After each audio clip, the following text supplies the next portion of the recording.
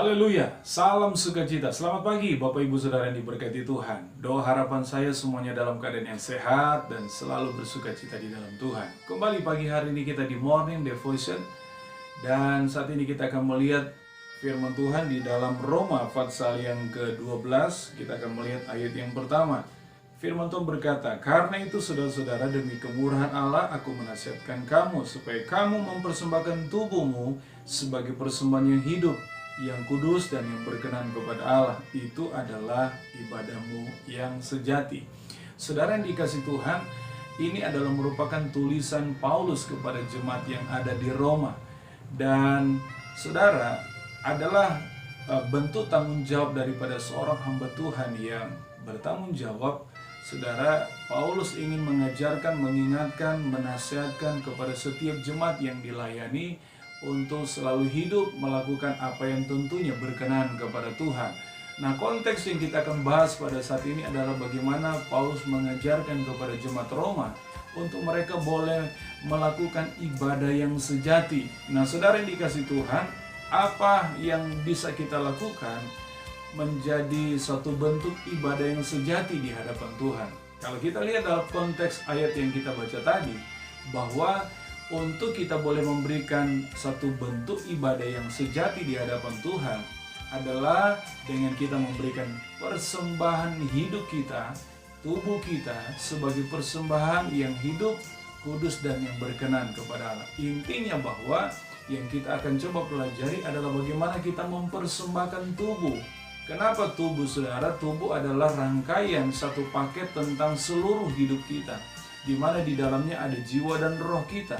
Saya percaya kita sepakat bahwa roh kita sudah diselamatkan, sudah sempurna, sudah tidak perlu lagi kita mengerjakan sesuatu untuk menambah sehingga roh kita sempurna. Tetapi ingat, tubuh kita yang di dalamnya juga ada jiwa sedang dalam berproses untuk kita menuju kepada kesempurnaan.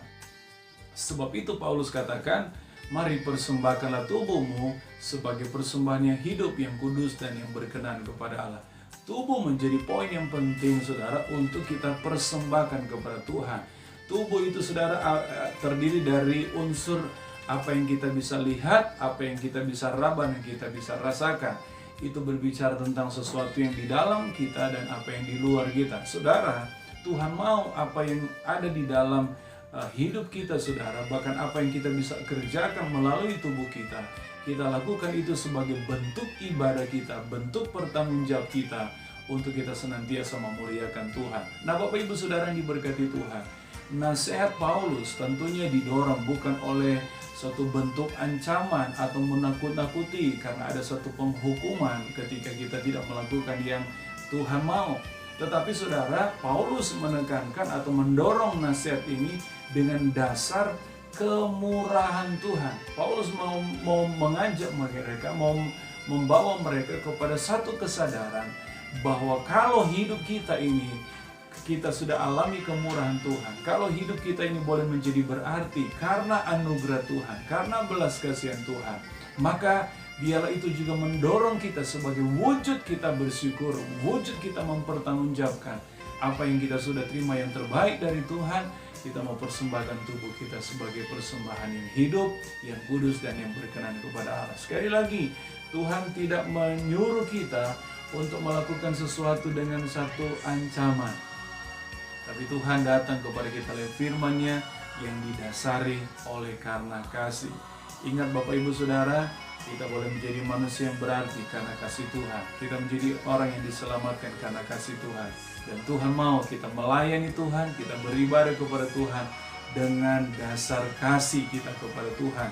Karena Tuhan terlebih dahulu mengasihi kita. Bapak Ibu Saudara, sekali lagi, mari kita lakukan suatu bentuk persembahan tubuh kita, hidup kita kepada Tuhan dengan dasar karena Tuhan terlebih dahulu mengasihi kita. Maka kita lakukan semuanya dengan penuh kasih, dengan penuh ketulusan kepada Tuhan. Lakukan segala apa yang kita dapat lakukan, sekali lagi dengan dasar kasih dan selalu tujuannya untuk memuliakan Tuhan.